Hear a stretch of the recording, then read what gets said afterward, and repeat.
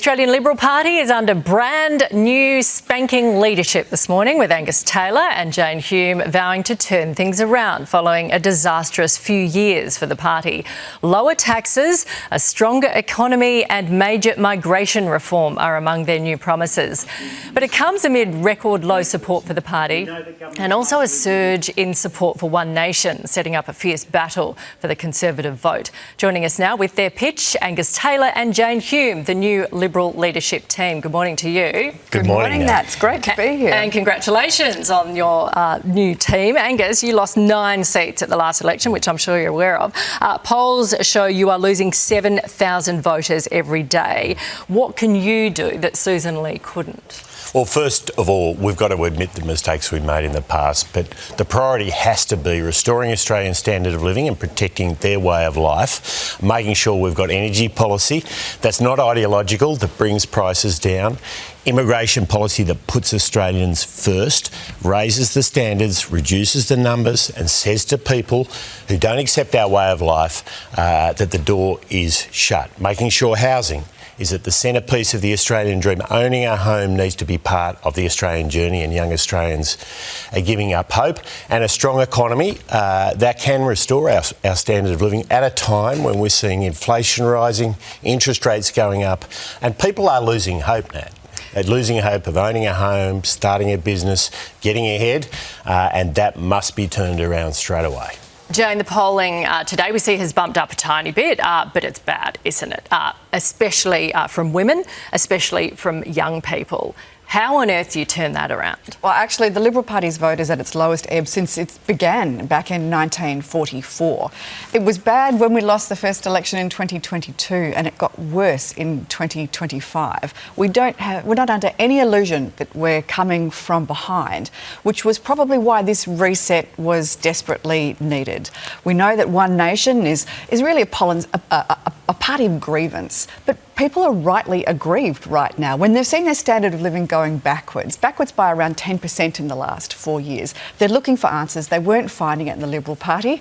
That's why this reset is needed. That's why Angus and I have taken the helm, and we're about to form that policy suite that we're going to take to the next election, where people can see their hopes and their dreams and their aspirations reflected in our priorities. OK, Angus, you talk about migration. You say we need to close the door to people who hate our way of life. Are you talking about, everyone who flies in has to sign something? Are you talking about citizens? What are you talking about? Well, we're talking about people who don't accept the most basic beliefs that have made us successful as a country. I mean, we believe in democracy. We believe that you need to obey the law. We believe in basic freedoms of speech and religion. And if people don't accept those things, they shouldn't come to our country. The door should be shut. I mean, we talk about those things in our citizenship ceremonies. We commit to them in our citizenship ceremonies. People who don't believe in these things, they are not the people we want. So do you want? So there are questions in a citizenship ceremony already on Australian values. Do you want commitments? Yeah. Yes, exactly. Do you want that in work visas? Well, I want to see people who are coming to this country to work, to live, to stay, particularly for an extended period of time. I want to make sure that they accept those beliefs. Now, there's a role here for our intelligence agencies to play. That's very, very clear. And that role needs to be properly resourced.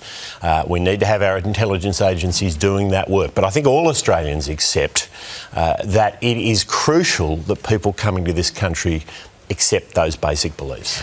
You were Energy Minister. Are we going to have nuclear power? Because you pushed that just, 10 months ago before the election? Yeah, I think we need to open up our energy system to all available technologies. I mean, the ideology we have seen from Labor, where they only like some fuels, they hate others, is leading to huge increases in prices, almost 40% since Labor came to power. In my time as Energy Minister, they came down 10%. But the problem is just 10 months ago, you had a chance to sell that. No one bought it. Well, you'll see policies from us on energy. We've already laid out that we're rejecting Labor's net zero ideology, which is driving up prices, is reducing reliability. It is making life harder for Australian businesses and households. So we've rejected that. There'll be more to say on where we go from here. But what I can say is we need every fuel source in the mix. This is so crucial. Labor is failing because they pick their favourites. It's all ideological.